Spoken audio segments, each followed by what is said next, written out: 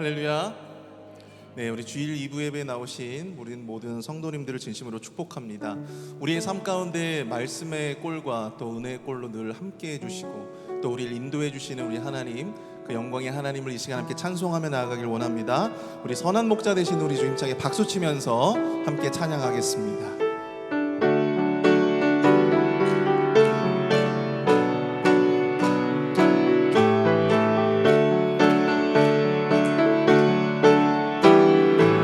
선한 목자 되신 우리 주, 선한 목자 되신 우리 주, 항상 인도하시고 푸른 풀밭 좋은 곳에서 우리 먹여주소서. 선한 목자 구세주요, 항상 인도하소서. 선한 목자 구세주여, 항상 인도하소서. 양의 문이 되신 예수여, 우리 영접하시고 길을 잃은 양의 무리를 항상 인도하소서. 아멘. 선한 목자 구세주여, 기도 들어주소서. 선한 목자 구세주여, 기도 들어주소서. 흠이 많고 약한 우리를 용납하여 주시고 주의 넓고 크신 은혜로 자유 얻게 하셨네. 선한 목자 구세주여, 지금 나아갑니다. 선한 목자 구세주여, 지금 나아갑니다. 일찍 주의 뜻을 따라서 살아가게 하시고 주의 크신 사랑 베푸사 따라가게 하소서. 선한 목자 구세주여, 항상 인도하소서. 선한 목자 구세주여, 항상 선한 목자 구세주여, 항상 인도하소서. 선한 목자 구세주여, 항상 인도하소서. 함께 고백합니다. 선한 목자 구세주여, 항상 인도하소서.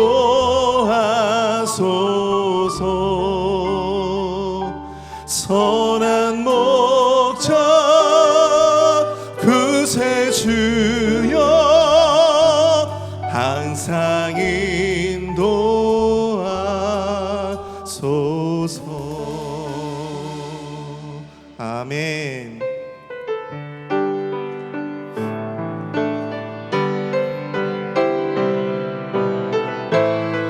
이 시간에 우리와 함께 하시는 주님을 고백하며 찬양합니다. 오늘 이곳에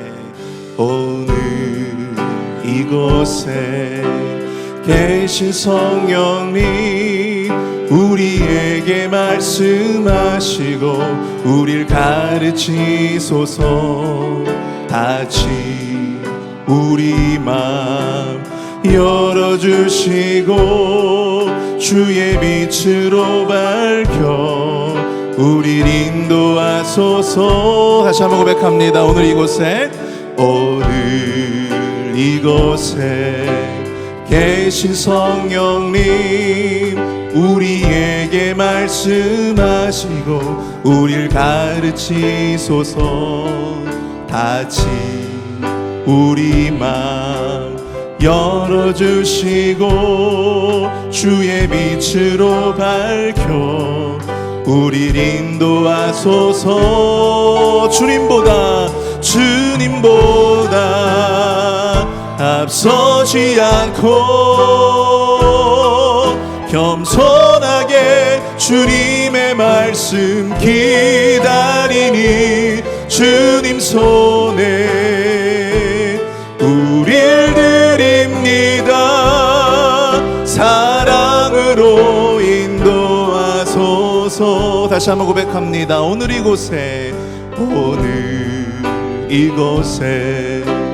계신 성령님, 우리에게 말씀하시고 우릴 가르치소서. 같이 우리 맘 열어주시고 주의 빛으로 밝혀 우릴 인도하소서. 주님보다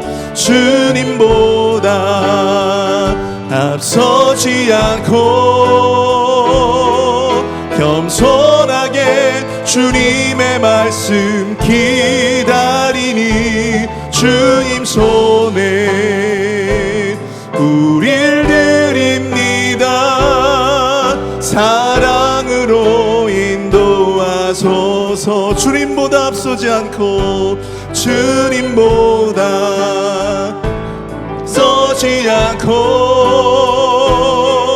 겸손하게 주님의 말씀 기다리니 주님 손에 우릴 드립니다. 사랑으로 인도하소서. 우리의 심령 주의 것이니 우리의 심령 주의 것이니 주님의 형상 만드소서. 주 인도 따라 살아갈 동안 사랑과 충성 늘 바치오리다. 십자가를 질 수 있나? 십자가를 질 수 있나? 주가 물어보실 때 죽기까지 따르오리. 저들 대답하였다면 우리의 심령 주의 것이니 주님의 영상 만드소서. 주 인도 따라 살아갈 동안 사랑과 충성 늘 바치오리. 우리 4절 함께 찬양합니다. 이런 일 다 할 수 있나? 주가 물어보실 때 용감한 자 바울처럼 대답하리라. 우리의 심령 우리의 심령 주의 것이니 주님의 형상 만드소서.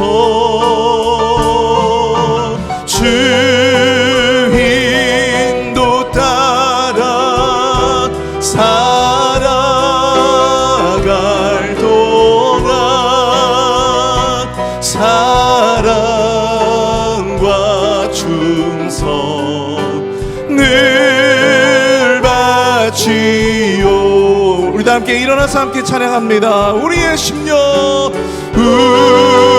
우리의 심령 주의 것이니 주님의 형상 만드소서.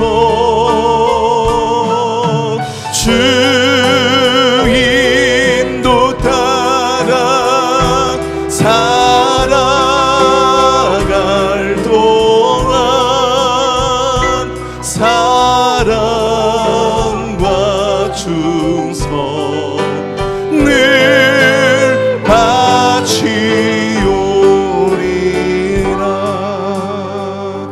아멘. 우리 시간 예배를 위해서 함께 기도하며 나가길 원합니다. 우리 삶에 있는 그 고난의 너머, 그 십자가의 시련과 그 고난까지도 우리가 온전히 주님 앞에 내려놓고 주님이 걸어가신 그 길을 온전히 따라가길 원합니다. 그 고난의 삶 가운데 그 너머에 있는 그 영광을 우리가 목도하게 하여 주시옵소서. 그 믿음과 그 용기를 얻는 그 놀라운 은혜 시간이 바로 이 시간이 되어질 수 있도록 주님 축복하여 주시옵소서. 담임 목사님의 말씀을 통하여 우리가 결단하게 하여 주시고 우리가 십자가 너머의 그 영광을 바라볼 수 있는 영의 안목을 누릴 수 있도록 주님 인도하여 달라고 이 시간 함께 주여 한번 크게 부르짖고 통성으로 함께 기도하기를 원합니다. 주여!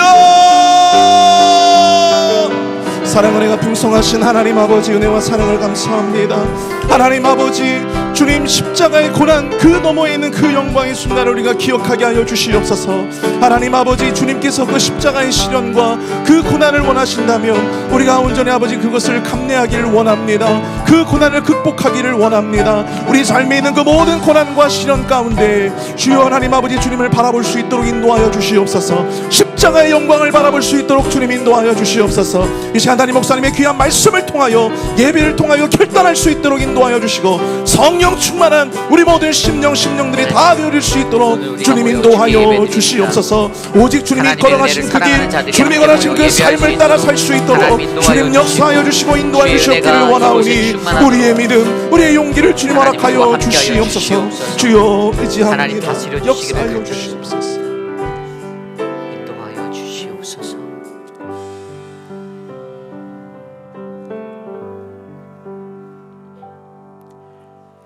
그러므로 내가 너희에게 이르노니 목숨을 위하여 무엇을 먹을까, 무엇을 마실까, 몸을 위하여 무엇을 입을까 염려하지 말라.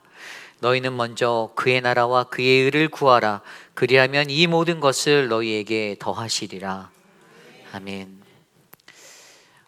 온 천하 만물을 창조하신 하나님, 오늘 우리에게 거룩한 주의 존전에 모여 주님을 예배할 수 있는 크신 은혜를 베풀어 주심에 감사를 드립니다. 우리가 육적인 것을 쫓아 무엇을 먹을까, 무엇을 마실까, 무엇을 입을까 고민하고 염려하는 인생이 아니라 오직 하나님의 나라와 하나님의 의를 가장 먼저 구하는 믿음의 백성이 되기 원하오니 하나님, 이 시간 우리 안에 역사하셔서 주의 선하신 은혜를 베풀어 주시옵소서. 믿음의 백성들 거룩한 주의 존전에 나와 엎드려 예배드립니다. 하나님, 신령과 진정으로 예배하는 우리의 예배를 기뻐 받아 주시며 오직 하나님만이 영광되는 놀라운 은혜를 나타내 주시옵소서. 우리의 모든 예배의 시종을 주님께 맡겨드립니다. 주님 홀로 영광 받으옵소서. 존귀하신 예수님 이름으로 감사하며 기도드렸사옵나이다. 아멘.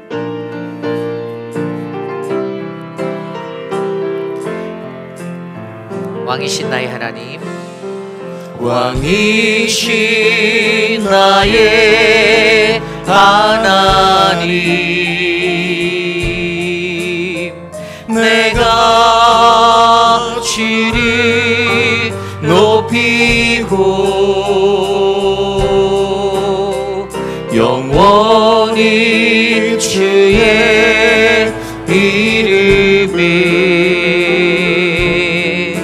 송축하리이다.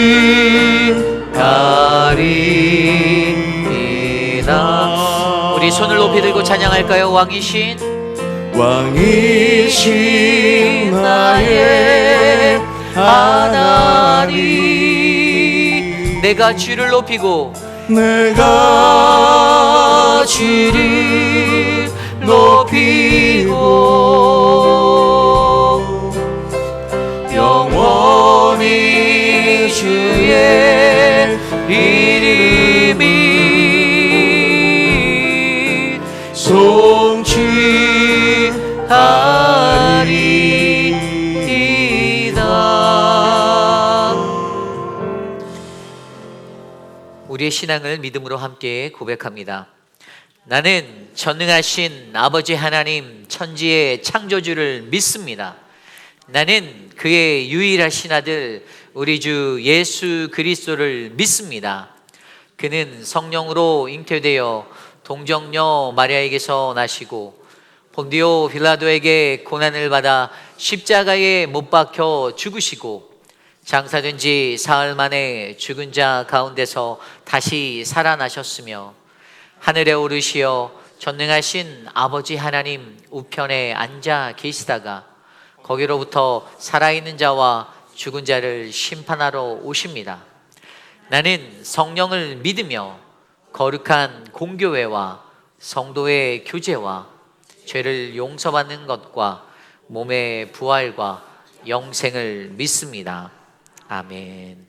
모두 자리에 앉아서 찬송가 342장 너 시험을 당해 함께 찬송드립니다.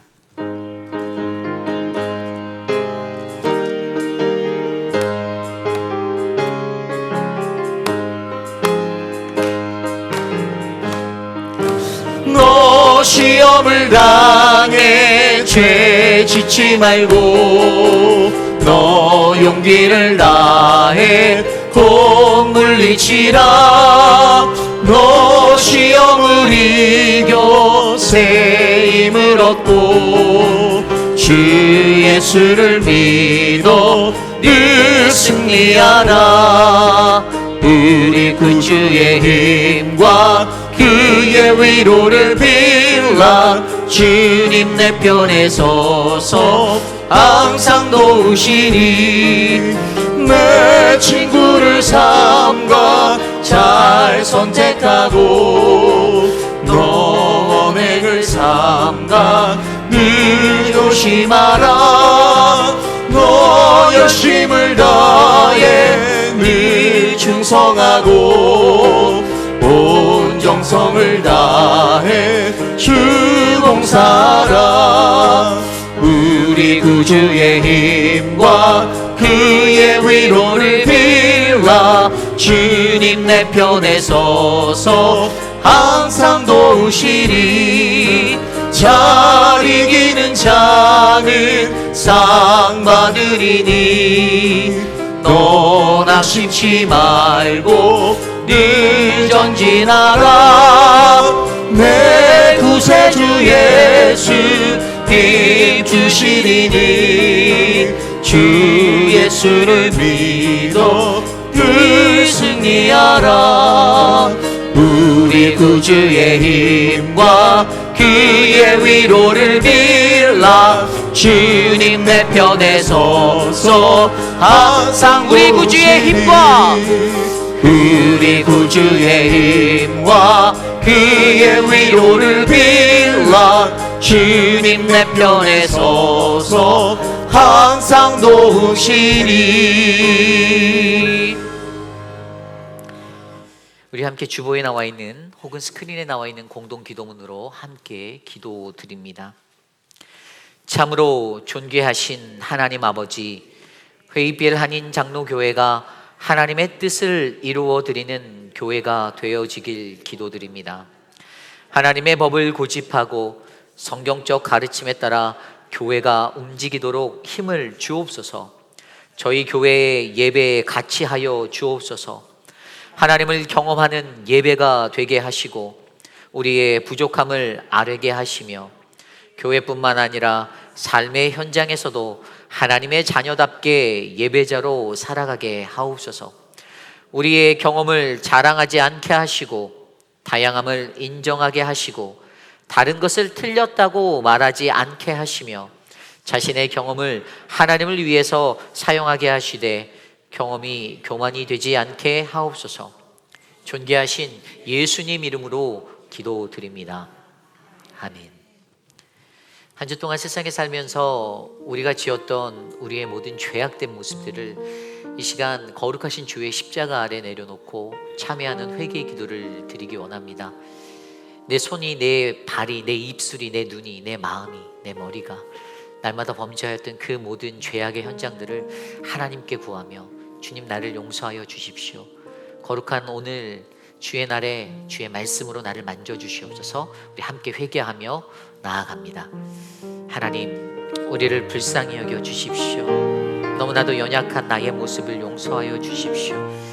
내 마음에 평안이 없고 세상에 하나님 분주함 가운데 살았던 나의 연약함을 주께 올려드리오니 하나님 만져주시기를 소망합니다. 하나님, 다른 일을 주의 말씀으로 사랑하지 못하고 그리스도의 십자가의 사랑으로 보듬지 못하고 여전히 시기와 질투와 이기심으로 가득하였던 나의 완악한 마음들을 용서하여 주시고, 하나님 오늘 이 시간 거룩한 주의 존전에 나와 예배할 때에 하나님의 말씀으로 우리를 깨끗이 씻어주셔서 하나님 회복할 수 있는 그 은혜의 영성을 회복하여 주시기를 소망합니다. 하나님, 주님께서 우리를 사랑하셨듯이 하나님 오늘 이 예배 가운데서 하나님 우리가 하나님의 말씀으로 서로 사랑하며 주님을 바라보기 원합니다. 하나님 인도하여 주시고 다듬어 주시옵소서.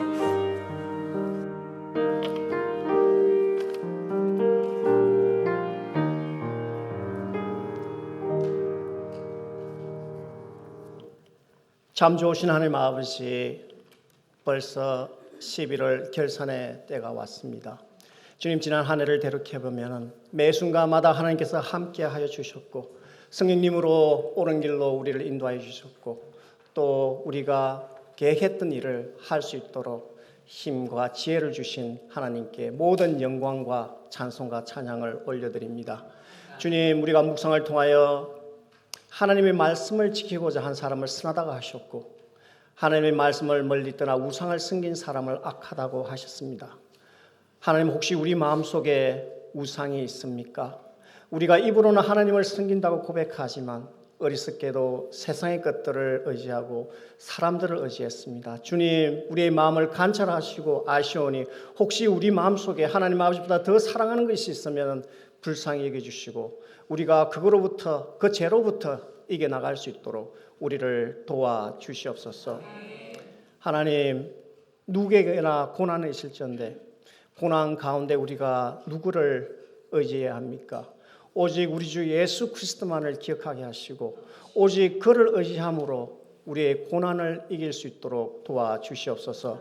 주님, 고난을 통하여 나와 하나님의 관계가 더욱더 성숙하여지고 이 고난 가운데서도 하나님을 더욱더 찬송하며 참여하는 복된 자로 서게 하여 주시옵소서.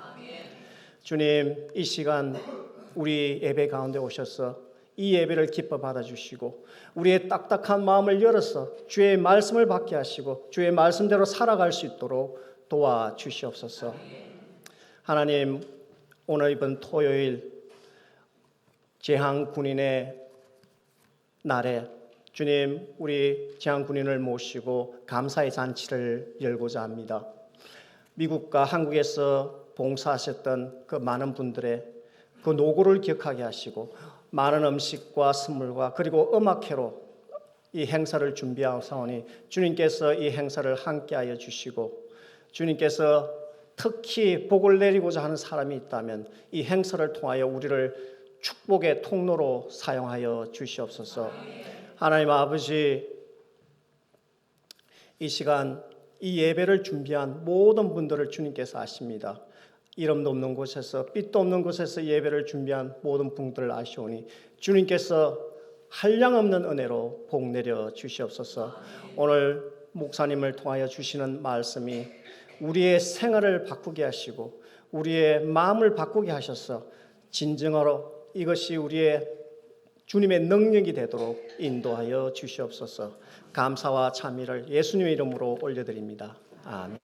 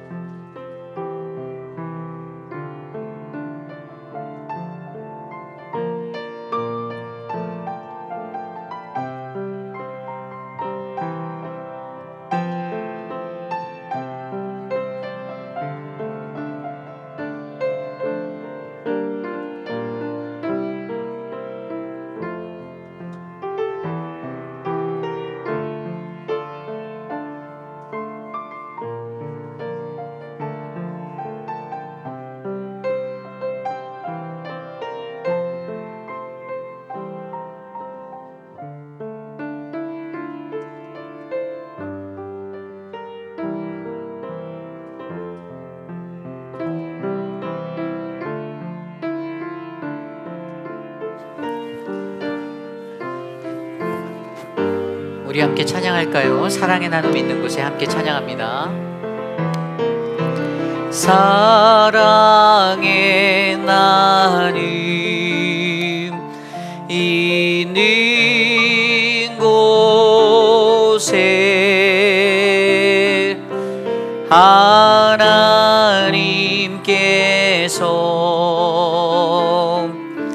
계시도다.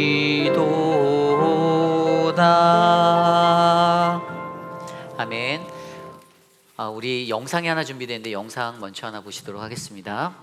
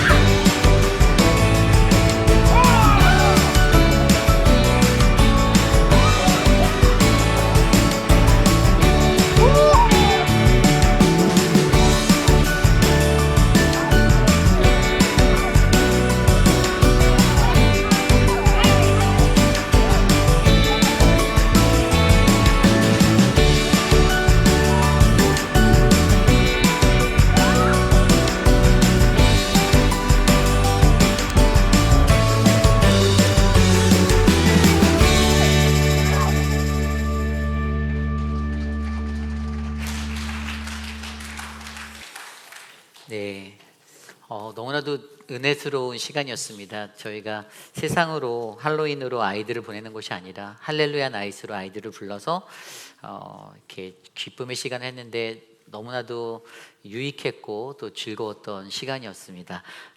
혹시 관심 있으신 분들은 여러분도 내년에 오셔서 봉사하시면 좋겠습니다. 네. 우리 옆 사람 좌우에 계신 분들, 앞뒤에 계신 분들께 이렇게 함께 인사 나누어 볼까요? 고난을 지나갑시다. 함께 인사 나눕니다. 고난을 지나갑시다. 고난을 지나갑시다. 오늘 예배 중에 성찬식이 있습니다. 그리고 돌아오는 화요일은 우리 남세한 집사님의 부친 되신 고 남동탁 성도님의 추도 예배가 본당에서 오전 11시에 있습니다. 슬픔을 당한 유가족을 위해서 기도해 주시고 함께 참석해 주시면 감사하겠습니다. 지난 보신 영상대로 지난 31일 화요일에 할렐루야 나이트가 은혜 중에 잘 맞춰졌고요. 돌아오는 토요일에 또 교회에서 큰 행사가 있습니다. 여러분 계속 기도하시고 계시는 행복 예감이 있어요. 저희가 이 행사는 군인 지역에 거주하는 우리 한인 장로교회가 저희 교회가 이 지역에 있는 재향 군인들에게 감사를 전하고 또 현역 군인들께 감사를 전하는 시간입니다. 지역적인 특수성에 놓여져 있는 곳인데 우리가 늘 감사해야 할 것 중에 이것을 자주 잊어버릴 때가 있는 것 같아요. 그래서 오늘 우리가 이곳에서 아름다운 예배를 드릴 수 있는 것도 바로 이 군인분들의 헌신 때문에 우리가 아름답게 편하게 예배할 수 있음을 기억해 주셨으면 좋겠습니다. 토요일 날 오전 9시 반 정도부터 이제 헌혈차가 돌아갑니다. 정기적으로 여러분들 피를 뽑으셔야 해요. 그래서 꼭 참석해 주시고 여러분 한 사람이 피를 뽑으시면요 그것으로 몇 명을 살릴 수 있다라고 말씀하십니다. 그래서 지난번에도 많이 동참해 주셨어요. 그래서 이번에는 올데이 저희가 버스를 놓을 텐데요. 여러분들 꼭 동참해 주시고요. 그리고 이제 이번 주 목요일에 이제 뉴욕에서 소월스 선교 찬양팀이 옵니다. 그래서 그분들이 공연을 할 거고요. 저희가 예식을 할 거고 또 그린스보로 풍물팀이 찾아오고요. 정말 은혜로운 이곳에서 보기 힘든 그러한 공연이 저희에게 펼쳐질 예정입니다. 그래서 여러분들 꼭 참석해 주시고요. 여러분들의 주변의 남편분들, 우리 군인분들 초대해 주셔서 함께 은혜 나누면 좋겠습니다. 2024년 팀 사역 신청서를 작성하여서 11월 19일까지 사무실 드랍박스에 제출해 주시길 부탁드립니다. 아마 여러분들께 배부되었을 거예요. 1인 1사역을 꼭 동참해 주시길 바라요. 저희 교회 모든 성도님들은 한 가지씩 꼭 봉사하시는 성도들이 되었으면 좋겠습니다. 여러분들께서 내가 어느 곳에 섬겨야 될까? 뭐 아이들을 돌보는 아이사랑팀이나 이런 쪽에도 영역에도 손길이 필요하고요. 주일학교 교사나 뭐 여러 부분에 필요합니다. 다만 성가대와 찬양팀은 당회 인준을 받으셔야 하고요. 1년에 딱 2번 저희가 인준하는 것으로 정해놓았기 때문에 이번에 하시면 이제 연초에 인준받아서 하실 수 있고요. 뭐 아무 때나 이렇게 하실 수 있는 건 아닙니다. 하지만 팀 사역 신청서를 꼭 작성해 주셔서 제출해 주시면 저희 팀장님들과 위원장님들이 연락을 취해서 여러분들을 섭외해 주실 겁니다. 함께 아름답게 만들어가는 사역을 함께 일구어가기를 소망합니다. 각 위원회와 기관들은 2024년 연례보고를 위한 사역보고서를 사무실로 제출해 주시길 바랍니다. 각 기관 내 팀장님들은 2023년 결산과 2024년 예산보고를 준비하여 우리 재정부 또는 우리 재정위원장 되시는 오재근 장로님께 제출해 주시기를 부탁드립니다. 오늘 예배 후에 집사의 총회가 선교관 컨퍼런스 룸에서 있습니다. 특별히 이번에 새로 임직하신 8분의 안수 집사님 반드시 참석해 주시기를 부탁드립니다. 아마 신고식이 있을 것 같은데 아닌가요? 반드시 와달라고 요청을 하셔서 네, 꼭 참석해 주시기를 부탁드리겠습니다. 저는 내일부터 화요일까지 워싱턴 에덴 장로교회로 노회차 출타합니다. 기도해 주시면 감사하겠습니다. 드려진 예물을 놓고 함께 기도드립니다.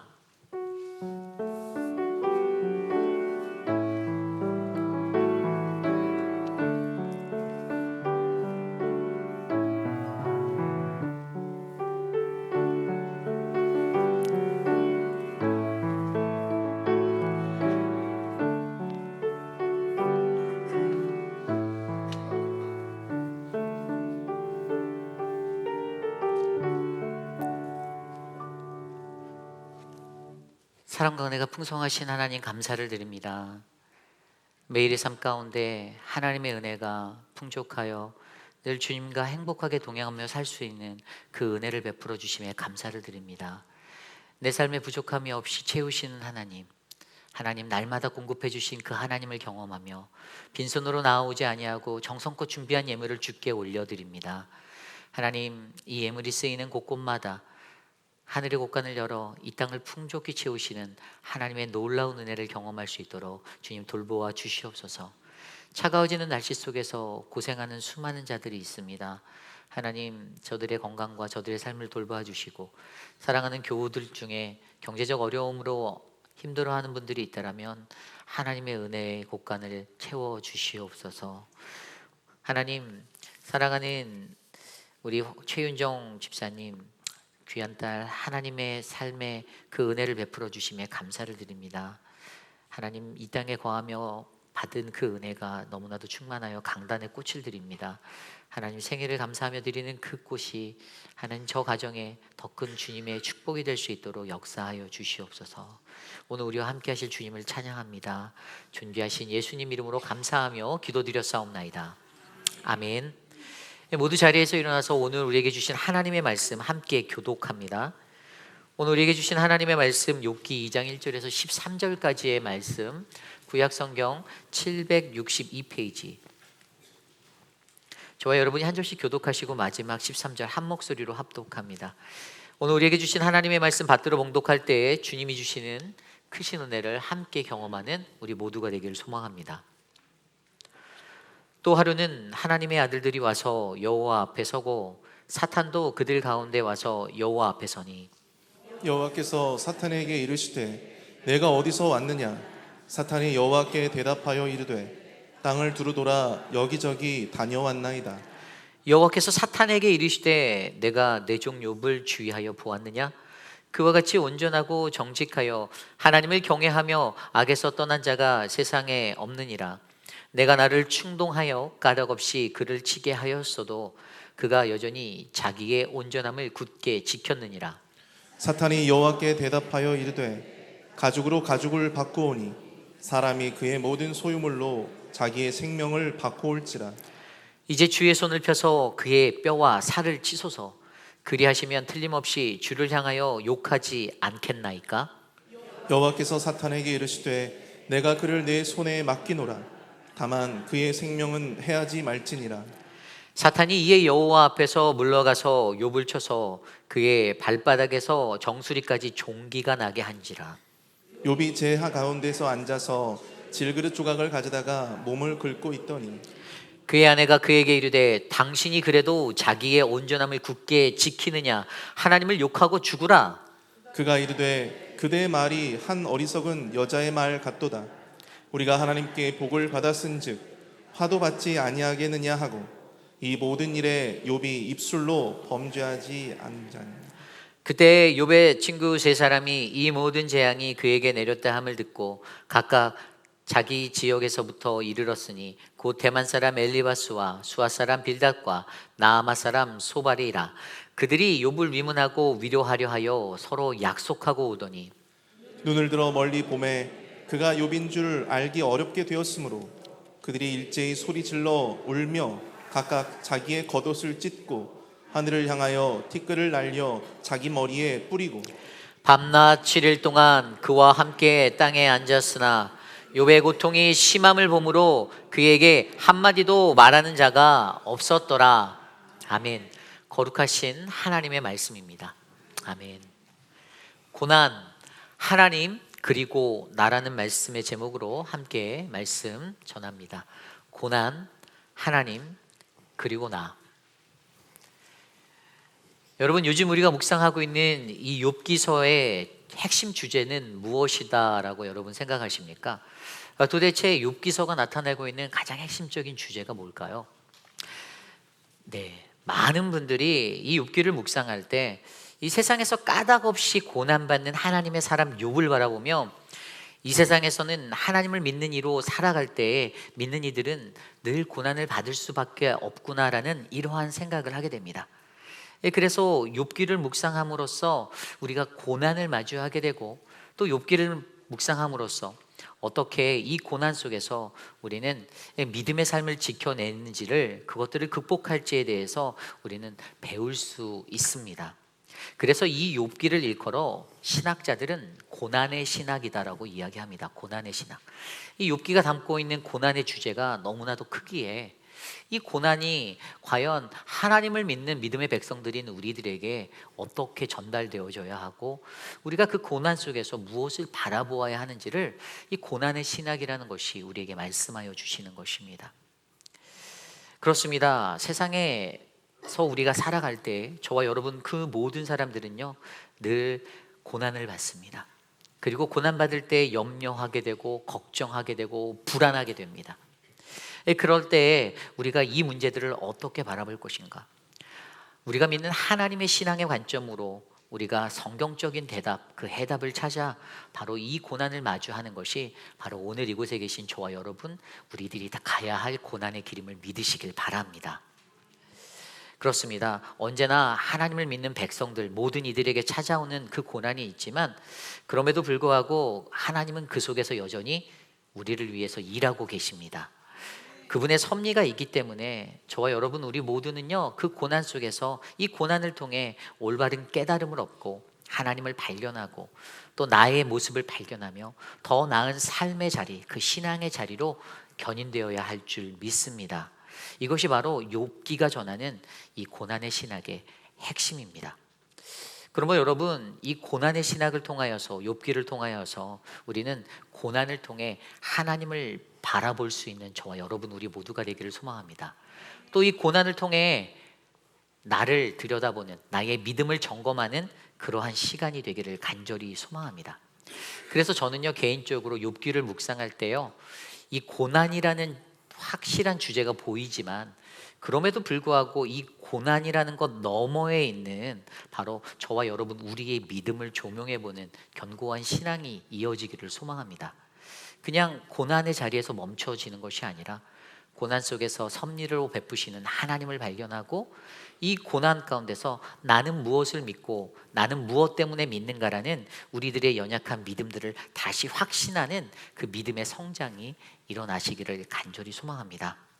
그래서 여러분, 이 욥기의 깊은 영성은요, 바로 이 고난을 통해서 그 고난 너머로부터 우리의 삶에 세워지는 바로 우리들의 견고한 믿음들을 발견해내는 것입니다.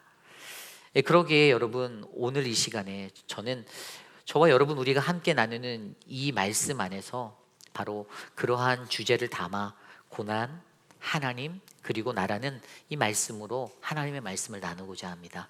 오늘 저와 여러분 우리 안에 넘치는 거룩한 주의 은혜가 바로 고난의 삶을 마주하는 우리들 가운데 하나님을 발견하고 나의 믿음을 확신하는 거룩한 신앙의 시간이 되기를 간절히 소망합니다. 오늘 첫 번째로 우리는 우리가 마주하는 고난을 바르게 이해해야 합니다. 우리는 우리가 마주하는 고난을 바르게 이해하셔야만 합니다. 여러분, 고난이란 무엇입니까? 이 한자어로 고난을 살펴보면요, 괴로울 고자와 어려운 난자입니다. 괴로울 고자, 어려운 난자. 이 한자를 좀 파자해 보면요, 괴로울 고자는요 윗면에 나와 있는 풀초자와 오래 고자가 합쳐져서 그렇게 만들어진 글씨입니다. 단어입니다. 말 그대로 풀이 싹이 나서 오래되면 그 맛이 더욱 써서 입에 먹기 괴롭다라는 의미를 가지고 있습니다. 그리고 어려울 난자를 보시면요, 여기 보면 새추자 그리고 진흙 근자가 결합돼서 이 새가 진흙에 빠져 있는 상태를 말해주는 건데요, 그처럼 얼마나 어려운 상황이 놓여져 있는지를 우리에게 설명해 주는 단어가 바로 이 어려울 난자입니다. 그래서 여러분, 일반적으로 세상에서 고난이라고 말하면 쓰고도 힘든 난해한 어려운 상황을 일컫는 것입니다. 그것을 우리는 고난이다라고 말합니다. 그런데 오늘 우리가 묵상하는 이 욥기 말씀의 주된 배경인 이 고난 속에서, 물론 욥에게도 이 쓰고도 힘든 난해한 어려운 상황에 이 고난이 있었는데 그것이 거기서 그냥 끝일까요? 과연 우리가 들여다보고 있는 이 우리가 믿는 성경은 과연 이 믿는 이의 고난에 관하여서 이것을 무엇이다라고 설명할까요? 여러분, 성경 속에 나타난 고난에 관해서는 두 가지의 모습이 있음을 아셔야 합니다. 첫 번째 모습은요, 바로 사단의 입장에서의 고난이에요. 사단의 입장에서의 고난. 여러분, 우리가 묵상하고 있는 1장과 2장 이 욥기 말씀 속에서 욥에게는 벌써 두 번의 고난의 이야기가 찾아옵니다. 그렇죠? 욥이 처음 당했던 고난은 어떠한 것입니까? 자신이 가졌던 모든 소유가 다 사라지는 것. 한날에 4번의 4연타로 그 고난이 찾아왔어요. 자신이 갖고 있는 소유들이 다 사라지게 되고, 또 자신의 모든 자녀들 7아들과 3딸이 다 죽게 되는, 한날 한시에 다 죽게 되는 그 고난이 있었습니다. 그런데 그러한 고난이 그에게 있었을 때에도 그는 어떻게 하였습니까? 하나님을 원망하지 않았어요. 그렇죠? 믿음을 지켰습니다. 그리고 오늘 말씀에서도 바로 그 고난의 이야기가 있는데, 첫 번째 고난에서 소유가 다 사라지는 고난에 하나님이 사단에게 그의 몸은 건들지 말아라. 그런데 오늘 말씀 속에서는 그 몸의 고난을 허락하시는 하나님. 그래서 그의 머리부터 발끝까지 바로 종기가 나서 모든 것에 아주 극심한 피부병이 일어나서 그가 고통받는 그러한 이야기가 바로 오늘 말씀의 고난의 이야기였습니다. 그런데 이 사단의 입장에서 이 고난의 이야기를 살펴보면요, 앞서 1장 9절 말씀에 사단은 분명히 욥이 하나님을 경외하는 까닭이 있다라고 하나님께 말하였습니다. 하나님, 욥이 당신을 믿고 당신을 따르는 데는 이유가 있어요. 그것은 당신이 그에게 소유의 축복을 주셨기 때문입니다. 그러니 그 소유를 치면 그 사람이 당신을 원망할 겁니다. 이게 사단의 논리였습니다. 그래서 사단 스스로가 자기 스스로가 그것을 증명하겠다라고 말하는 거죠. 하나님을 원망하게 하려는 것, 바로 이것이 고난이라는 것에 담긴 사단의 목적입니다. 사단은요, 고난이라는 것을 통하여서 하나님과의 관계를 깨뜨려 보려 하는데, 하나님과 욥 사이에 잘 정립되어져 있던 그 관계가 어떻게 해요? 고난을 맞이하면 그가 가졌던 그 모든 소유를 잃게 되면, 그가 누리고 있던 하나님의 복을 잃게 되었을 때는 하나님을 대적할 수밖에 없다고 판단하였던 것이 바로 사단이었습니다.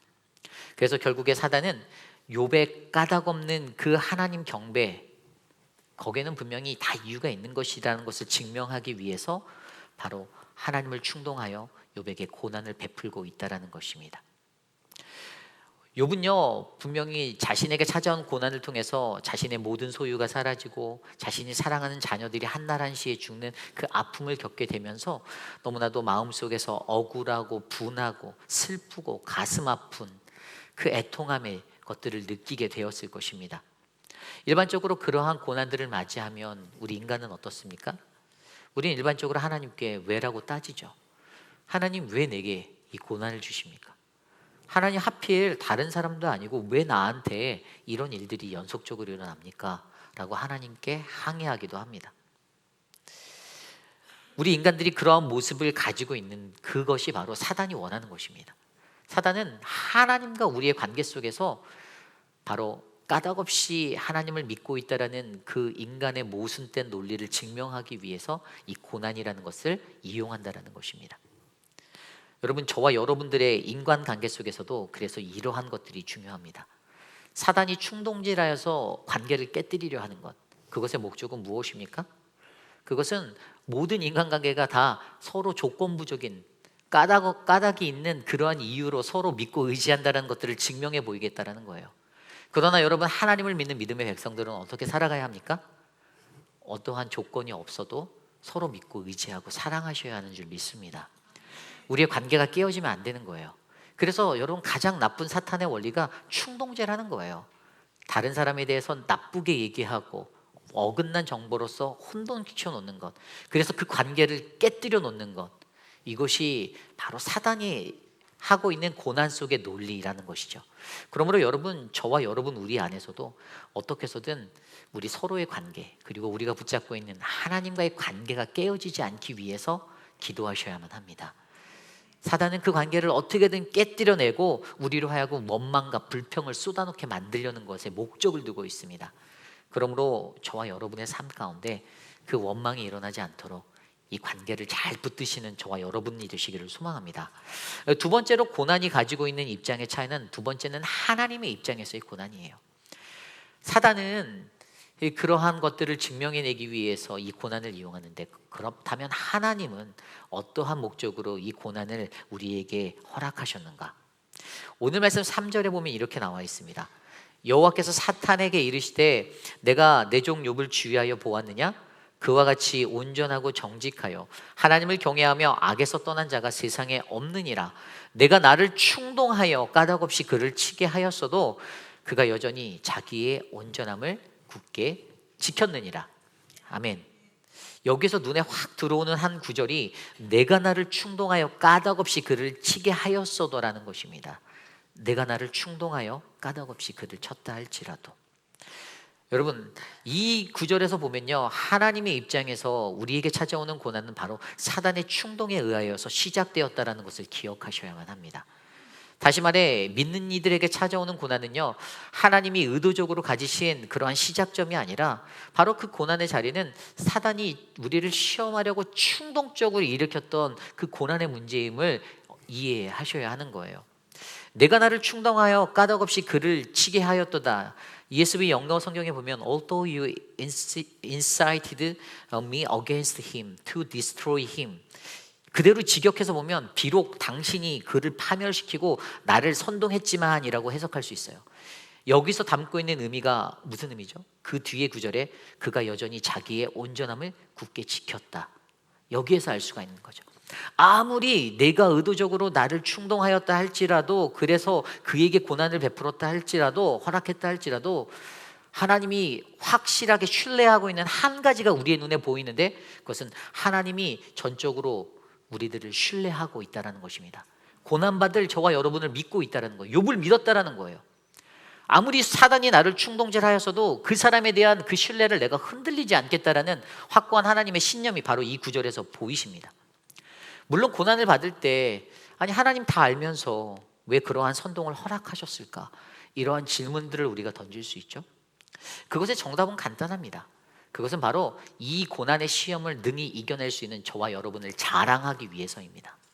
하나님께서는 사단 앞에서 그것을 보란 듯이 자랑하고 싶으셨어요. 그래서 그에게 뭐라고 말했습니까? 아까 3절에 내가 내 종 욥을 주의하여 보았느냐라고 말씀하신 거예요. 네가 봤니? 네가 봤지? 보고 왔죠. 그런데 하나님을 원망하지 않는 그를 보고 와서 또 다른 것들로 하나님께 딜을 하며 나아가는 사단의 모습을 우리는 발견하게 됩니다. 욥처럼 온전하고 정직하여 하나님을 경외하며 악에서 떠난 자가 세상에 없다라고 다시 말씀해 주시면서 그가 고난을 받고 시험을 받았으나 그는 여전히 나를 경배해, 나는 그런 욥이 자랑스러워라고 말씀하시는 하나님을 우리는 마주하게 됩니다. 여러분, 그렇습니다. 사단은요, 이런 고난의 시간에 그 틈을 타서 관계를 깨뜨리고 무너뜨리고 서로 갈라놓으려고 합니다. 그러나 하나님은 여전히 그러한 고난 속에서도 내가 믿는 나의 백성들이 나의 신뢰 안에서 이 고난의 시간을 믿음으로 극복해내고 잘 이겨낼 수 있는 굳건한 믿음의 사람이 될 줄 믿고 계신다는 것을 기억하시기를 바랍니다. 그러므로 여러분, 저희가 이것을 통해서 한 가지 결론적인 사실에 이를 수 있는 것은요, 바로 6절 말씀입니다. 여호와께서 사탄에게 이르시되 내가 그를 내 손에 맡기노라. 다만 그의 생명은 해하지 말지니라. 아멘. 하나님이 사단의 손에 저와 여러분 우리를 맡기십니다. 하나님이 사단의 손에 욥의 인생을 맡겼듯이 우리들의 것들을 맡기십니다. 왜죠? 그 안에서도 흔들리지 않는 믿음을 갖고 살아가는 저와 여러분들을 자랑하기 위함을 기억하시길 바랍니다. 하나님께서 우리를 믿어주시는 만큼 저희가 이 땅에서 그 믿음의 삶들을 잘 살아내기를 원합니다. 어떠한 고난이 나를 흔들어도 흔들리지 않기를 부탁드립니다. 어떠한 사탄 마귀가 우리들의 귓가에 야, 저 사람은 저런 사람이야, 같이 놀지 마 라고 이렇게 말해도 그 말에 흔들리지 마시고 굳은 심리로 그 사람과 나와의 직접적인 관계성을 깊이 있게 유지해 나가시기를 부탁드립니다. 사단은 결국에 거기에서 그 고난의 자리에서 쓰러지는 우리들의 모습을 기대하며 거봐, 결국에 까닭없이 하나님을 믿는 게 아니고 결국에는 그것이 채워지지 않을 때 인간은 원망하는 사람이야 라는 것들을 증명하기 위해서 고난을 이용하지만 우리 하나님은 어떠한 고난 속에서도 하나님의 백성들은 늘 감사와 기쁨으로 살아가는 믿음의 백성임을 증명하길 원하십니다. 저는 오늘 이곳에 계신 저와 여러분들, 우리 모두가 어떠한 삶의 환경에서도 나는 이 고난을 잘 이겨내고 있는가? 나는 이 고난 속에서 하나님과의 깊이 있는 관계, 또 사랑하는 동역자들 서로와 서로를 향한 그 믿음의 관계, 신뢰의 관계 깨지 않고 잘 붙잡고 나아가는가? 이것들을 발견하는 우리 모두가 되시기를 간절히 소망합니다. 이것이 오늘 말씀의 첫 번째, 우리는 우리가 마주하는 고난을 바르게 이해해야 합니다 입니다. 오늘 두 번째로 우리는 우리가 믿는 하나님을 바르게 이해해야 합니다. 우리가 믿는 하나님을 바르게 이해하셔야만 합니다. 앞서 우리가 믿는 이로서 고난을 바르게 이해했다라면 오늘 우리는 하나님이 어떠한 목적으로 욥의 삶에, 그리고 저와 여러분 우리의 삶에 고난을 허락하셨는지를 잘 이해할 수가 있었을 것입니다. 그분이 창조한 피조물은요, 절대로 하나님 그분께서 신뢰하고 계신다라는 이 믿음이 저와 여러분들 안에 담겨 있기를 원합니다.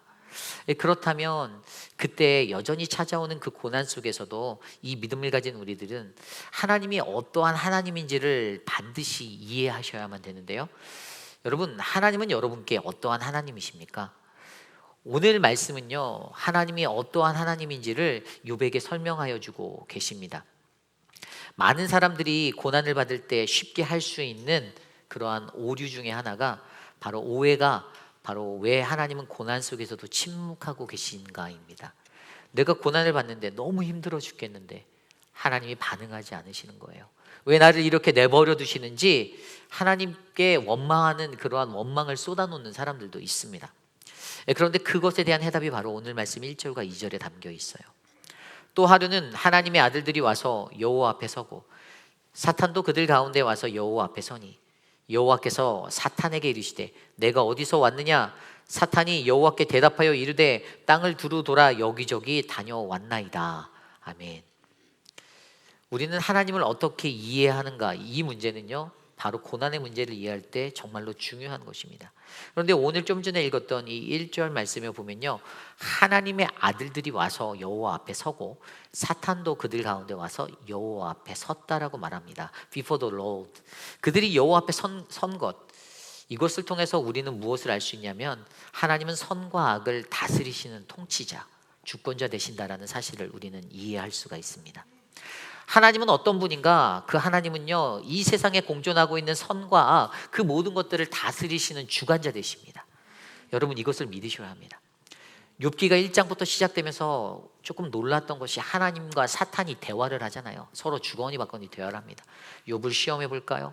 그래, 시험해 보아라. 허락해 주면 서로 대화를 합니다. 그 대화하는 속에서도 우리가 반드시 아는 것은요, 하늘나라의 천상회의에서도 같이 있는 선과 악의 공전, 우리가 살아가는 이 세상 속에서도 그 선과 악의 공전은 반드시 있다는 것입니다. 쉽게 말해서 선과 악, 이 모든 것이 다 하나님의 손안에 놓여져 있다는 것입니다. 여러분, 그것은 저와 여러분들이 앞서 살펴보았듯이 하나님께서 어떻게 해요? 저와 여러분이라는 믿음의 백성, 그 의인들을 통하여 세상 가운데서 드러내고 싶으신 하나님의 영광, 그분의 선하심, 그분의 의지가 있다는 사실을 기억하셔야 해요. 여러분, 성 어거스틴이 쓴 책 중에 참회록이 있습니다. 근데 이 참회록에 보면요, 어거스틴 그가 세상에서 육신에 취해서 방황하였을 때, 그가 세상의 모든 것들을 다 경험하고 나쁜 것들을 다 경험하고 인생을 경험하면서 그가 방탕하게 살았던 그 이유 하나가 세상에 무엇이 진리인지 알지 못했기 때문이다라고 말합니다. 그래서 그는 그 젊은 날에 자신에게 무엇이 진리인지를 찾기 위해 여기저기 방황했어요. 마니교에게도 빠져보고 어떤 여인들에게도 빠져보고 모든 것들을 다 경험한 그가 이 참회록이라는 책을 쓰면서 그가 그 안에서 수많은 하나님을 향해 수많이 던졌던 그 선과 악에 관한 질문들, 그 질문들을 토대로 선이 무엇이고 악이 무엇인지 정의를 내렸습니다. 그래서 참회록에 보면 그가 선과 악에 대해서 이렇게 말합니다. 선의 본질은 만물을 지으시고 초월하신 우리 하나님이시다. 하나님이 가장 선하신 분이시다. 그리고 악의 본질은 고정된 실체가 아니라 부패한 과정 속의 흐름이다. 다시 말해 하나님의 선을 가진 우리 인간이 그 본질이 부패되어 살아갈 때 거기서 발생하는 결핍 형상이 바로 악이다 라고 그가 말합니다. 좀 더 쉽게 설명드리면 여러분 무엇입니까? 하나님이 선과 악의 모든 주권자가 되고 통치자가 되시는데 하나님의 선한 형상으로 만들어진 저와 여러분, 우리가 이 땅에 살면서 그 선함을 잃어버리고 악한 것에 부패되어져 갈 때 여러분, 우리는 악한 모습들이 우리 안에서 드러나게 되어 있다는 것을 저와 여러분들은 이해하셔야 합니다. 그러므로 여러분, 우리가 기억해야 하는 것은요, 하나님이 가장 선하신 존재이시고 그 하나님 안에 악이라는 것도 함께 놓여져 통치당하는 그러한 것을 우리가 이해하셔야 됩니다. 우리 하나님은 어떠한 분이신가? 바로 이 선과 악을 모두 다스리시는 하나님이심을 믿으시는 저와 여러분이 되시기를 간절히 축원합니다. 두 번째로 하나님은 어떤 하나님이신가? 하나님 그분은요, 바로 피조물을 향한 무한한 신뢰를 부어주시는 하나님이십니다. 오늘 말씀 4절과 5절 말씀에 그가 이렇게 설명합니다. 다시 한번 그 욥을 고난으로 넘어뜨리려 할 때 4절과 5절에 이렇게 나와 있습니다. 사단이 여호와께 대답하여 이르되 가죽으로 가죽을 바꾸오니 사람이 그의 모든 소유물로 자기의 생명을 바꾸올지라. 이제 주의 손을 펴서 그의 뼈와 살을 치소서. 그리하시면 틀림없이 주를 향하여 욕하지 않겠나이까?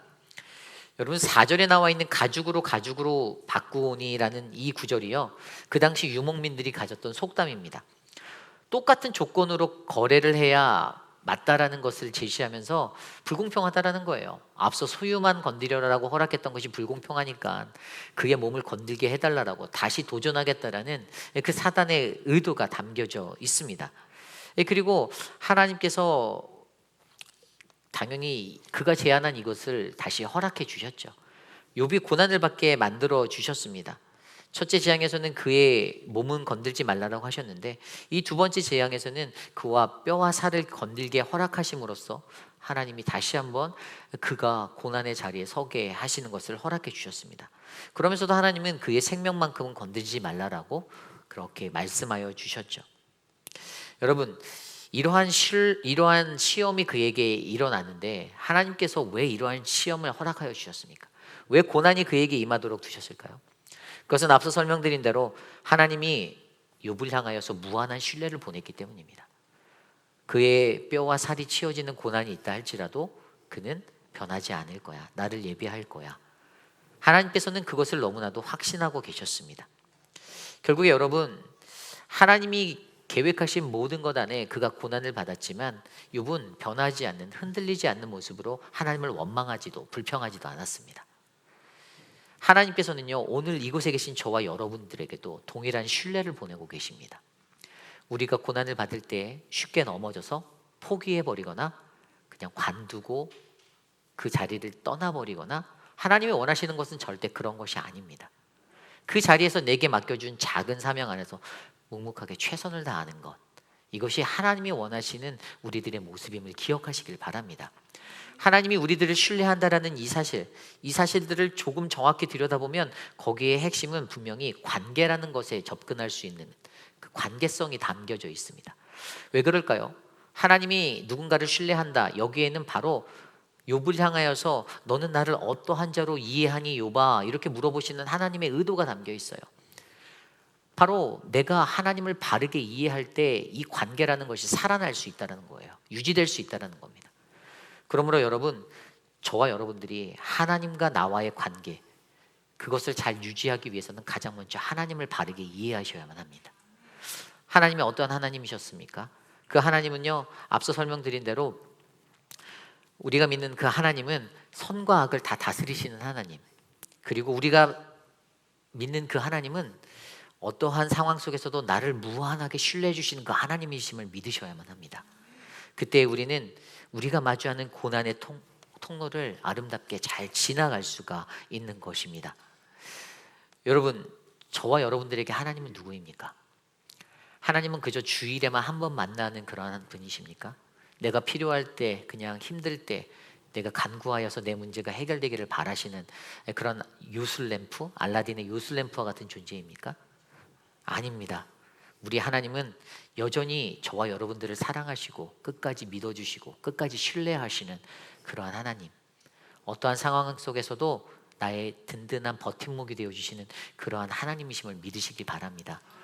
그것을 통하여 저와 여러분들이 어려운 시간에 고난의 자리를 아름답게 지나가시기를 소망합니다.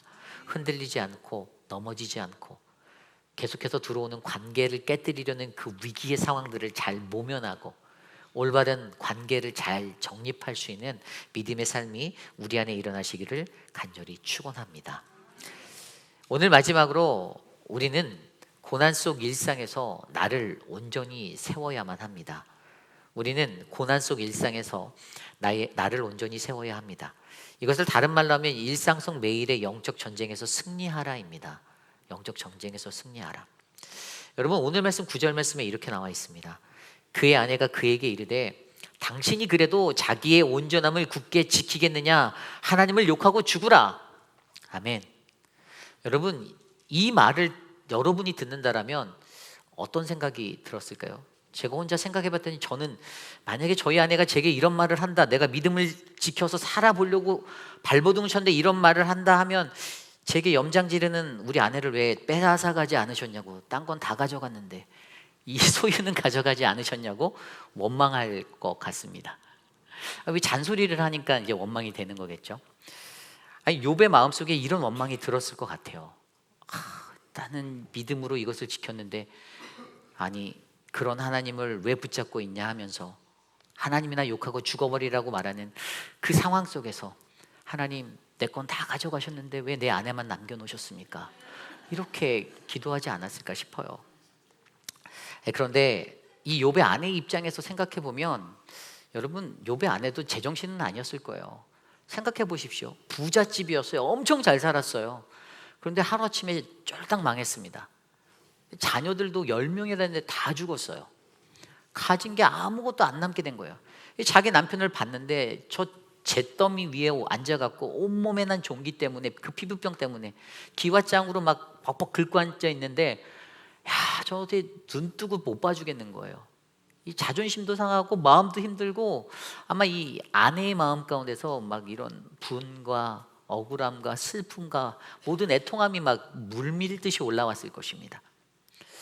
그런데 그녀가 욥을 향하여 당신이 이래도 온전함을 지키려고 그렇게 고집만 부릴 거냐고, 그냥 하나님한테 욕하고 죽어버리라고 이런 저주를 퍼붓는데 얼마나 마음이 힘들었겠어요. 여러분, 물론 이 욥의 아내가 던진 이 말을 잘 생각해 보면 틀린 말은 아니에요. 상식적으로 이해가 되는 말입니다. 저와 여러분들이 이런 상황에 놓였다라고 생각해 보세요. 그러면 그 아내의 입장에서 이런 말을 던질 수가 있는 거예요. 그런 모든 상황들 때문에. 그런데 우리가 여기서 한 가지 중요하게 생각해 보아야 하는 것은요, 때로는 매우 상식적인 말이요, 사탄의 음성이 될 수 있다는 것입니다. 이것을 기억하셔야 돼요. 상식적으로 다 맞는 말이에요. 상황적으로도 맞아요. 틀린 말이 아닙니다. 그런데 그 말이 오늘 욥에게 들릴 때는요, 사탄의 음성으로 들리는 거예요. 그 말을 듣고 나서 그래, 우리 아내 말이 맞지, 그냥 하나님이나 욕이나 하고 죽어버리자 이랬으면 그의 온전함이 끝까지 유지되지 못했을 거 아니에요. 때로는 우리가 상식적으로 다 make sense 되는 모든 말들 속에서도 결국에 그 신앙을 포기하게 만드는, 우리가 지키고 있는 이 하나님의 신앙을 놓치게 만들려는 이 사탄의 공격과 같은 이런 말들이 넘쳐 들어올 때가 있다는 것입니다. 그러므로 여러분, 우리가 여기서 반드시 믿어야 하는 것은요, 욥이 붙잡았던 온전한 믿음, 저와 여러분이 붙잡아야 하는 온전한 믿음은요, 항상 저와 여러분의 상식을 뛰어넘는 초월적인 것임을 기억하셔야 됩니다. 그게 바로 믿음이에요. 불가능한 것을 가능한 것으로 만들어서 이 산을 명하여 저곳으로 옮길 수 있는 그 겨자씨만한 믿음만 있다면 이러한 일들이 다 해결될 수 있다는 것을 믿으셔야만 합니다. 욥은 그러한 일상 속의 상식 속에서도 그의 믿음을 온전하게 세워나갔습니다. 10절 말씀입니다. 그가 이르되 그대의 말이 한 어리석은 여자의 말 같도다. 우리가 하나님께 복을 받았은즉 화도 받지 아니하겠느냐 하고 이 모든 일에 욥이 입술로 범죄하지 아니하리라. 아멘. 뭐라고요? 내가 알고 있는 하나님은 복만 주시는 분이 아니라 화도 주시는 분이야. 그러니까 괜찮아, 나 참을 수 있어라고 말하는 겁니다. 나 하나님을 원망하지 않아. 여러분, 여기서 가장 중요한 것이 바로 이 욥이 가지고 있는 온전함이에요. 온전함. 욥기 1장부터 2장까지 들여다보면 하나님은요, 사단 앞에 너가 보았느냐?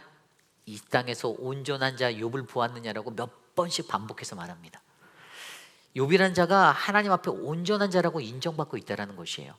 3절 말씀에도 9절 말씀에도 온전합니다라는 그 단어, 온전하다라는 단어가 나오고 있습니다. 여러분, 이 온전하다라는 단어는요, 영어로 보면 integrity, 바로 도덕성, 진실성, 온전함, 이런 단어예요. 그런데 히브리어로 보면 이 단어는요, 바로 탐무라는 단어로 사용되고 있어요. 툼마라는 단어로 사용되고 있었어요. 툼마, 히브리어 툼마. 이 단어가 곳곳에 쓰일 때 형용사라는 탐임이고 동사라는 탐이라는 단어도 사용되었는데요, 일반적으로 우리가 이해할 때는 온전하다, 완전하다, 무결점하다, 도덕적으로 경건한 사람이다, 정직하다라는 의미로 이해할 수 있는 것입니다. 그런데 사실 히브리어로 쓰여진 이 단어가 가장 많이 쓰여진 게 성경 속에서는 주로 하나님께 예배드릴 때 제사의 자리에서 이 제물에게 사용된 단어가 바로 이 온전한 제물, 이럴 때 많이 사용되었어요. 사람에게는 많이 사용되지 않았는데 성경에 보면 이 단어가 쓰여진 게 또 나오는데 누구냐면 바로 노아에게 사용되었어요. 하나님은 노아에게 그가 온전한 자다라고 그렇게 말씀하여 주셨습니다. 그리고 욥에게 온전한 자, 바로 그러한 온전한 툼마의 사람이다라고 말씀하여 주셨어요. 그렇다면 우리는 여기서 도대체 욥이 어떻게 살았길래 그가 이 온전함을 가졌을까? 그냥 정직하고 깨끗하고 정결한 사람이면 죄를 짓지 않는 sinless, 이런 인생일까? 이렇게 생각해 볼 수 있는데요, 그 의미를 욥의 이야기 속에서 다시 한번 들여다보기 원합니다. 잘 생각해 볼까요? 욥이 처음에 고난을 받을 때, 그의 모든 소유가 사라지게 되었을 때 하나님을 저주하지 않은 그 욥을 바라보며 하나님이 2장 3절 말씀에 욥은 완전한 온전한 자라고 칭찬하여 주셨습니다. 그리고 두 번째로 고난받은 자리에서도요, 사탄이 다시 욥의 뼈와 살을 치겠다라고 말할 때 그도 여전히 그 자리에서 온몸에 퍼진 자기의 피부병, 생명까지 위태로운 그 고난의 시간 속에서도 하나님을 욕하지 않으려고 참았습니다. 그의 아내가 오늘 말씀에서 그래도 너 온전함 때문에 그렇게 살겠느냐? 하나님 욕하고 죽어라라고 도전했지만 그래도 욥은 하나님을 끝까지 원망하지 않았습니다. 그리고 여기서 이게 끝날까요? 아니에요. 이후에 찾아오는 욥의 새 친구들, 그 욥의 새 친구들이요 뭐라고 말하면 하나같이 야 욥 넌 죄인이야. 그를 정죄하면서 너가 온전하지 않아서 너가 지금 이 상황에 닥친 거야. 이 고난을 받는 거야. 그에게 비난하고 손가락질하고 어서 회개해. 그리고 하나님을 찾아. 그래야 네가 회복될 수 있어라고 얘기할 때 그 이야기가 4장부터 25장까지 새 친구가 막 번갈아 가면서 그를 정죄하는데 그 비판 속에서도 욥이 뭐라고 고백하냐면 욥기 27장 5절에 보면 나는 결코 너희를 옳다 하지 아니하겠고 내가 죽기 전에는 나의 온전함을 버리지 아니할 것이다 라고 고백합니다. 그리고 마지막에 이제 후반부로 가서 욥기 31장 6절에 가면요 욥이 하나님께 이렇게 말해요. 하나님께서 나를 공평한 저울에 달아보시고 그가 나의 온전함을 아시기를 내가 바라노라. 아멘. 결국에 내가 온전한 자라는 것을 누가 인정해 주셔야 한다고? 하나님. 그런데 그 모든 시간 속에서 그가 어떻게 합니까? 그냥 온전하다는 단어가 가지고 있는 도덕적인 무결점이나 어떤 인내하다 이런 것들의 의미보다는 그 모든 시간 속에서 그가 한결같이 변함없이 끊이지 않고 동일한 마음으로 하나님 앞에 나아갔다라는 것이 바로 욥이 가진 온전함입니다. 여러분, 노아 또한 그 온전한 자라고 불렸던 것이 왜일까요? 120년 동안 혼자 어떻게 해요? 방주를 지었습니다. 사람들이 비난하고 손가락질해도 똑같은 모습으로 하루의 일상 속에 120년을 그렇게 방주를 완공할 때까지 보냈어요. 한결같은 마음으로 그가 그것들을 감당했기에 하나님은 그를 향하여 온전한 자 노아라고 말씀해 주셨던 것을 기억하셔야만 합니다. 그러므로 여러분, 이 온전하다라는 것은요 우리의 삶 가운데 고난이 찾아와도 변함없이 끈질기게 하나님을 동일하게 신뢰하며 나가는 그 믿음의 모습이 바로 온전함임을 기억하시길 바랍니다. 여러분 그렇습니다. 저와 여러분에게 필요한 것은 바로 이 온전함입니다. 내가 온전한 일상을 살아낼 수 있는가? 살아낼 수 없는가? 이것은 우리의 끈기에 달려 있어요. 신앙의 이 인내에 달려 있습니다. 내 마음이 상하여서 쉽게 포기하고 아유 나 안 해. 관두면 되지. 이런 식으로 살아가는 것은 하나님이 원하시는 온전함의 자리가 되지 못한다는 것들을 기억하셔야만 합니다. 여러분 욥이 가지고 있는 이 욥이라는 이름에 대해서 우리가 알면 이 욥이 가지고 있는 이 인생 속의 온전함이 어떤 의미인지를 이해할 수 있어요. 1장 1절에 보면 욥이 뭐라고 나와 있습니까? 우스 사람이라고 나와 있죠. 우스에 거하는 욥이라 불리는 자. 욥이 우스에 속한 사람이라고 되어 있어요. 그럼 우스라는 곳이 어딘지를 생각해 볼까요? 성경 속에서는요, 뭐 예레미야 25장 20절에는 우스는 블레셋의 곁에 있는 지역이다. 남쪽, 이스라엘 남쪽에 위치한 곳이다. 창세기 10장 23절에 보면 우스는 아람과 연결되어서 이스라엘 북쪽에 위치해져 있다라고 말하는 사람도 있고요. 많은 학자들이 어떤 자들은 우스는 이스라엘 남동쪽에 위치한 에돔 안에 들어가 있는 곳이다라고 지리학적으로 논하는 사람들이 있어요. 뭐 동서남북 어느 쪽이 중요한 게 아니라 여기에서 더욱 중요한 것은요, 그 당시 우스라는 지명이요 중앙아시아 그리고 시베리아 그리고 만주까지 굉장히 넓은 지역에 있어서 이것을 다 우스라고 그때 지칭하였기 때문에 사실 그 학자들의 견해가 다 다를 수밖에 없다라는 거예요. 그리고 이 우스라는 지명을 생각하는 이유가 뭐냐면 우스에 주로 거했던 사람이 수많은 족속들 중에 셈 족속이 있었어요. 셈 족속. 그래서 오늘 말씀은 아니지만 창세기 말씀을 드려보면요, 이 우스라는 사람의 이름을 따서 셈의 손자인 아람의 아들인 이 우스라는 사람을 따서 우스라는 지명이 생기게 되었는데 그곳이 바로 욥이 살게 되는 이 욥의 고향이었다라는 것입니다. 그게 창세기 36장에 나와 있어요. 에돔 속의 족보가 이름이 나오는데 거기에 36장 28절에 디산의 자녀는 우스와 가라니니라고 바로 그가 셈족 속에 속했던 사람이다라고 지칭하고 있습니다. 그런데 그 고대 근동의 사람들에게는요, 그 셈 족속의 사람들의 자기들만의 이름을 짓는 방식들이 있었잖아요. 그냥 이름이 아니라 어떤 의미를 다 담고 있었어요. 그런데 그 당시에 셈의 언어로 바로 이 욥이라는 단어가 셈 족속의 언어로 아얍이라는 단어였는데요. 이 단어가 뜻을 품고 있는 뜻이 있었어요. 그것은 바로 나의 아버지는 어디에 계시는가라는 단어입니다. 나의 아버지는 어디에 계시는가. 이 이름이 왜 이렇게 불리워졌는가를 생각해 보면 BC 2458년도에 노아의 대홍수가 일어나고 이후에 장자권을 가지고 있었던 수메르가 타락하게 되었고 아수르가 장자권을 가져가게 됩니다. 그 세계 정세 속에서. 그리고 니므롯의 반역이 일어나고 아라랏인의 대분단까지 시간이 소요되면서 결국에 이 셈족속이 그 지역을 떠나게 돼요. 이동하게 되는데 어디까지 흘러가냐면 이 구소련의 모스크바까지 흘러가는 거예요. 그래서 그들이 그곳에 정착을 하는 그러한 삶을 살게 되었습니다. 이들의 삶을 돌아보면 무엇이 생각나냐면 우리 구소련 스탈린 강제 이주 정책으로 끌려간 우리 동포 고려인들이 생각나는 거예요. 그들의 삶이 어땠을까요? 그곳에서 늘 고통의 삶, 힘든 마음을 달래기 위해서 고향을 향하여 늘 슬피 부르짖었던 그 삶의 여정이 그들에게 묻어져 있습니다. 오늘 욥이라는 이 한 사람의 삶에도 그것이 묻어 있었던 거예요. 자신들이 거주하였던 메소포타미아 지역을 떠나서 이주하게 된 그 삶의 또 다른 자리, 그곳에서 그들의 이름 속에서, 욥이라는 이 이름 속에서 나의 아버지는 어디에 계시는가를 통해 그의 본향에 계신 아버지를 바라보는 그 영성이 욥의 이름에 담겨 있다는 사실입니다. 그러므로 여러분, 오늘 이 시간 저와 여러분들 우리 모두는요, 우리가 마주하는 고난의 시간 속에서 나의 하나님, 나의 아버지, 그분을 바라보며 그 삶의 영성을 세워나가셔야만 합니다. 어떻게 세워나갈까요? 이것을 하기 위해서 우리에게 필요한 것은 바로 디모데후서 2장 3절 말씀입니다. 너는 그리스도의 예수의 좋은 병사로 나와 함께 고난을 받으라. 사도 바울이 로마 감옥 속에서 죽음을 앞두게 되었을 때 바울은 계속해서 디모데를 향하여서 예수 그리스도의 좋은 군사가 되어 살아가야 한다라고, 나와 함께 고난을 받자라고 그렇게 권면하였습니다. 그러면서 그가 말했던 것 중에 어떤 것을 얘기합니까? 에베소서 6장의 말씀을 통해서 이렇게 설명해요.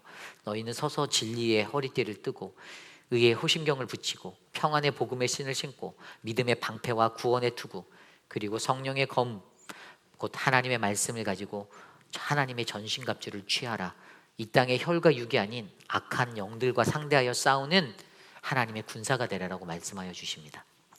여러분, 우리가 이 땅에 살아갈 때 저와 여러분 우리 모두에게 하나님이 요청하십니다. 바로 예수 그리스도의 좋은 군사로 나와 함께 살아가자. 그런데 그때 우리가 이 고난을 이길 수 있는 유일한 길은요, 바로 하나님의 전신갑주를 취하는 그 성령 충만한 믿음의 삶을 우리가 살아내는 것입니다. 하나님의 군사가 되어 나아가는 거예요. 하나님의 군사가 되어 살아갈 때 어떻게 해요? 디모데후서 2장 4절에 나온 대로 군사로 헌신한 자는 군사를 모집한 자를 어떻게 해요? 기쁘게 하신다. 자신의 삶에 얽매이지 아니하고 오직 그를 모집한 자들 기쁘게 하는 그 하나님의 사람이 될 줄 믿습니다. 그러므로 여러분, 저와 여러분 우리들 안에서 바로 욥이 보였던 이 온전함, 일상의 온전함을 회복하시기를 부탁드립니다. 하나님을 끝까지 변함없이 신뢰함으로 믿는 온전함이 우리에게 흘러가기 원합니다. 아버지 하나님을 향한, 본향에 계신 그 하나님을 향한 그 삶의 그 은혜가 넘쳐나기를 소망합니다. 그래서 군사로 헌신한 믿음의 삶을 살아냄으로써 우리의 일상 속에서 하나님을 높이는 아름다운, 나를 온전케 하는 삶이 일어나기를 간절히 소망합니다. 여러분, 이제 말씀을 정리하고자 합니다. 제가 말씀을 준비하면서 요즘 나한테 무엇이 가장 힘든가를 한번 고민해 보았습니다. 요즘에 내 삶 속에 과연 나는 어떤 게 가장 힘들지? 내게 무엇이 고난인가를 돌아보았더니 가장 먼저 한 가지가 그냥 생각이 났어요. 우리가 알고 있는 우리 김영순 성도님, 우리가 기도하는 분, 제가 지난주에 한 4번 정도 매일매일 병원을 찾아갔어요. 근데 이제 한 며칠 전부터 계속 이분의 거취를 우리 보고 디시즌 하라는 거예요. 이것을 뺄지 말지. 지금 그 벤틸레이션을 하고선 누워 계신데 이거를 빼냐 마냐를 저보고 이렇게 물어보시는 건데 뭐 그걸 제가 어떻게 결정할 수 있나요? 마음이 너무 괴롭고 힘들었어요. 뭐 가족들이, 동생이 누가 계신다는데 그냥 교회가 알아서 해주십시오. 뭐 그 일을 도와주시던 한미 여성회 회장님도 계시지만 그분도 결정할 수 없으니까 이제 제게 문의가 온 거예요. 그런데 그분을 생각하는데 그 ICU 창밖으로 그분을 내다보는데 마음이 너무나도 아픈 거예요. 근데 아무것도 할 수 없는 연약한 제가 보이더라고요. 그러면서도 제가 간절히 기도할 수 있는 한 가지는, 하나님, 사랑하는 김영준 선도님을 위해서 하나님의 역사하여 주십시오라는 기도였어요. 뭐 병원에서는 뭐 비용을 절감하기 위해서 일찍 빼려고도 하겠죠. 이미 폐암에 걸려 있고 거기에 뉴모니아가 왔고 거기에 코비드까지 걸렸으니 가능이 없다라는 거예요. 심장이 30%밖에 워킹하지 않으니 할 수 있는 게 없다라는 거예요. 그래서 처음에는 너무나도 고통스러웠어요. 이것을 바라보며 신방을 가면서도 갈 때마다 물어보는데, 첫날에는 며칠만 더 두고 보면 안 될까 해서 3일을 더 연장시켜 놨는데, 이제 시간이 지나감에 따라 계속 바더가 들어올 때 너무나도 힘들었어요. 저에게는 이게 목회를 하면서 작은 고난이었어요. 내가 아무것도 할 수 없다라는 그 고난, 내가 할 수 있는 게 정말 아무것도 없다라는 그 고난 속에서 하나님께 기도하며 나아가니 하나님이 보여주시는 한 가지는, 그래도 내가 너 안에 역사하고 있잖아. 내가 오늘도 너를 위해서 일하고 있잖아. 내가 오늘 저 영혼을 위해서 역사하고 있어라는 그 음성이었습니다. 여러분, 우리는 고난을 피할래야 피할 수 없는 그러한 존재를 살아가고 있습니다. 그 삶이 우리에게 있어요. 그런데 그때 우리가 그 마주하는 고난 속에서 우리가 하나님을 발견하지 못하고 고난을 제대로 이해하지 못하고 나라는 존재에 관해서 바라보지 못한다면 그 인생은 너무나도 무의미한 인생이 된다라는 것입니다. 그래서 여러분, 고난, 하나님 그리고 나를 바라보시는 믿음의 삶이 우리 안에 일어나길 원합니다. 사랑하는 김영수 성도님을 위해서 기도해 주십시오. 사실은 어제 그냥 한미여성회 회장님하고 말씀을 나누면서 그냥 순리대로 가야 하지 않겠습니까? 라고, 제가 결정할 수 없기 때문에, 그 순리라고 말하는 것은 병원이 하고자 하는 대로, 그분이 회복을 한다고 해도 누군가가 옆에서 온종일 붙들어서 있어줘야 하고 도와줘야 하는데, 우리 교회를 돌아다 보니 다들 바쁘게 사시는 거예요. 나조차도 그게 자신이 없는 거예요. 그분 옆에서 24시간 내가 돌볼 수도 없는 거예요. 그러니 여러분, 기도해 주시기를 부탁드립니다. 기적은 하나님의 손에 달려 있습니다. 그래서 우리가 마주하는 이 고난의 삶 속에서 하나님을 묵상하고 나를 바라보고 우리의 발걸음이 하나님의 은혜의 길에 놓일 수 있도록 기도하시는 그런 믿음의 성도님들이 저와 여러분, 우리 모두가 되시기를 간절히 소망합니다. 이 시간 오늘 주신 말씀을 놓고 함께 찬양하려 합니다. 왜 나만 겪는 고난이라고. 모두 자리에서 일어나 우리 함께 이 찬양 올려드리겠습니다.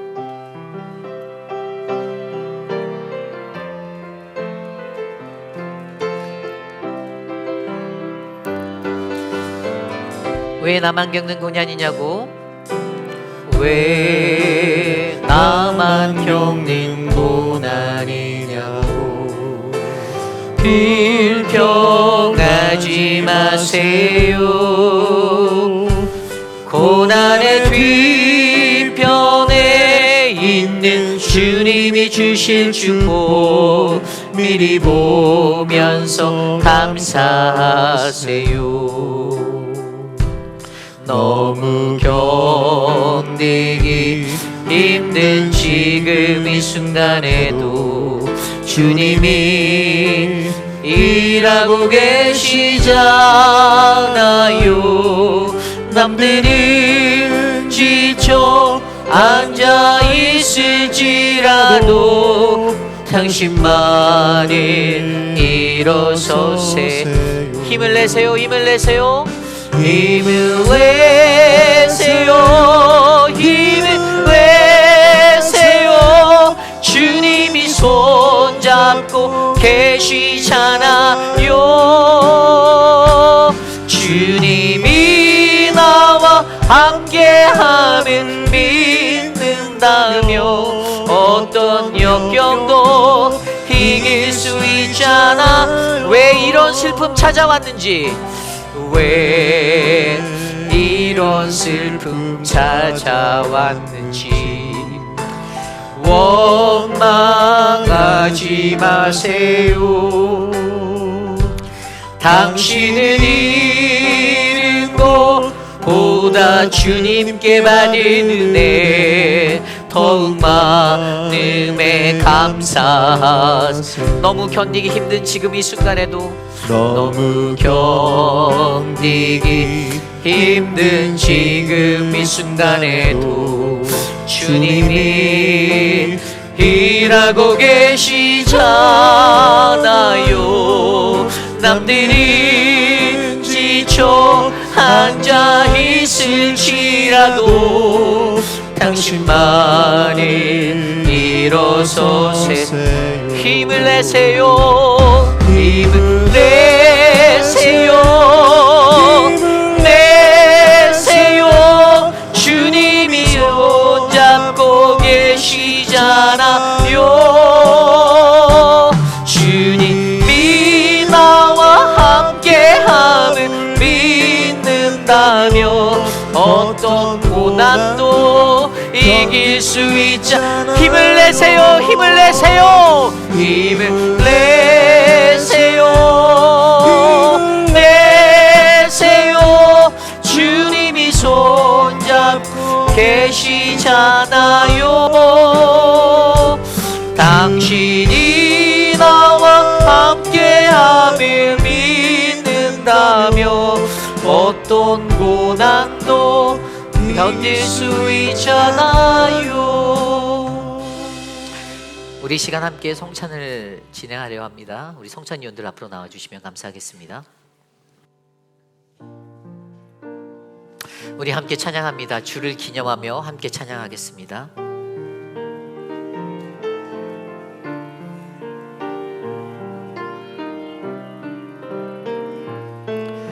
주를 기념하며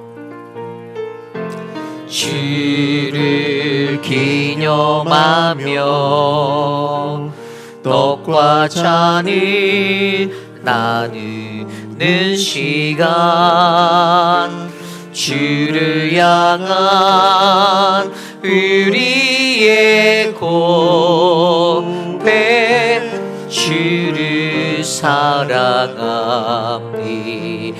주를 찬양 기념하며 주를 기념하며 떡과 잔을 나누는 시간 주를 향한 우리의 기도 이곳에 함께 하소서. 주를 기념하며 주를 기념하며 떡과 잔을 나누는 시간 주를 향한 우리의 가지 주의 길을 따르리.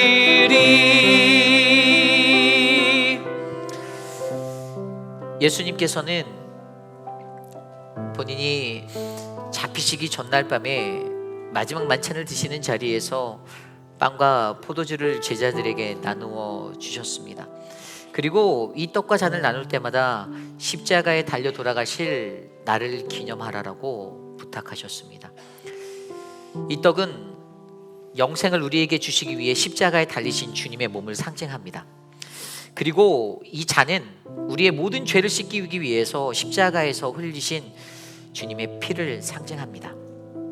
오늘 우리가 드리는 이 성찬식은 주님의 몸된 교회의 모든 성도들이 반드시 참여해야 할 거룩한 예식으로서 우리는 주님이 주시는 이 떡과 피를 마실 때마다 우리의 구원자 되신 예수 그리스도를 기억해야만 합니다. 주님께서는 성찬에 참여하기 전 먼저 성찬에 참여할 제자들을 향하여 먼저 자기 자신을 살피고 성찬에 참여하라고 말씀하셨습니다. 고린도전서 11장 27절에서 29절 말씀입니다. 그러므로 누구든지 주의 떡이나 잔을 합당하게 마시지 않고 먹고 마시는 자는 주의 몸과 피에 대하여 죄를 짓는 것이니라. 사람이 자기를 살피고 그 후에야 이 떡을 먹고 이 잔을 마실지니 주의 몸을 분별하지 못하고 먹고 마시는 자는 자기의 죄를 먹고 마시는 것이니라. 아멘. 이 시간 성찬에 참여하기 전에 우리가 가지고 있는 죄악된 모습이 생각난다라면 함께 진실한 마음으로 회개하며 이 성찬을 준비하겠습니다. 하나님, 우리의 죄악된 모습들을 용서하여 주십시오. 하나님의 성찬 앞에 나아가는 우리들 거룩한 마음으로 이 성찬을 받을 수 있도록 은혜를 베풀어 주시옵소서. 하나님, 우리를 돌보아 주시옵소서. 하나님 인도하여 주시옵소서. 아버지,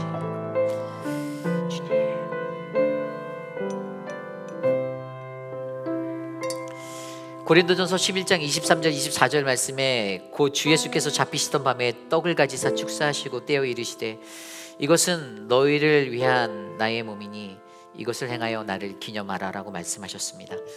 이 시간 우리 함께 우리의 십자가에 달리신 주님의 몸을 기억하며 함께 떡을 나누겠습니다. 이 떡은 우리에게 영생을 주시기 위해 십자가에 달리신 주님의 몸입니다.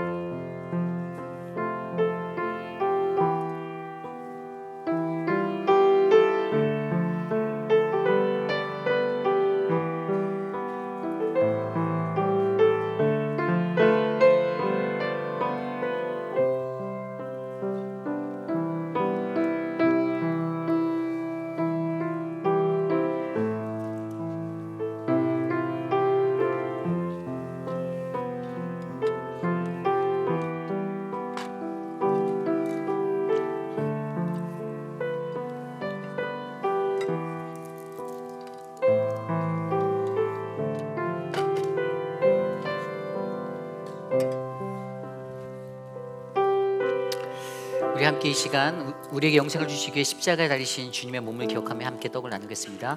이 떡은 우리에게 영생을 주시기 위해 십자가에 달리신 주님의 몸입니다.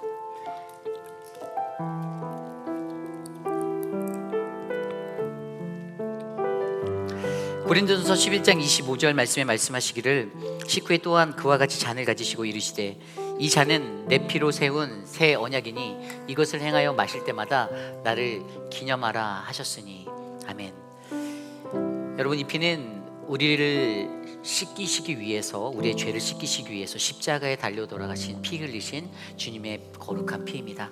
이 시간 함께 잔을 마시겠습니다.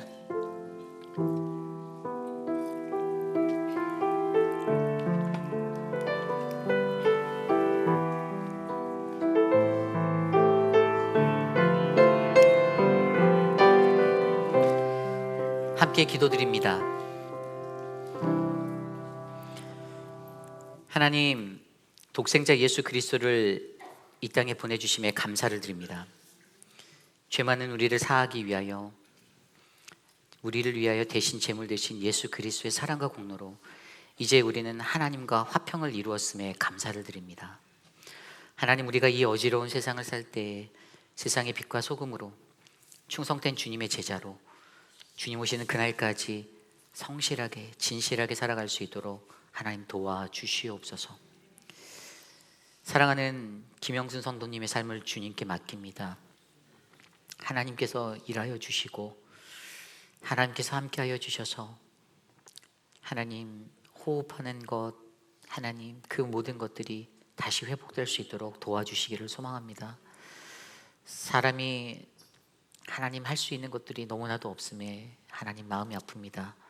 그러나 하나님 모든 교우들이 함께 기도하고 함께 이것들을 헤쳐나갈 수 있는 하나님 믿음의 동역자들이 될 수 있도록 우리를 더욱더 견고히 붙잡아 주시옵소서.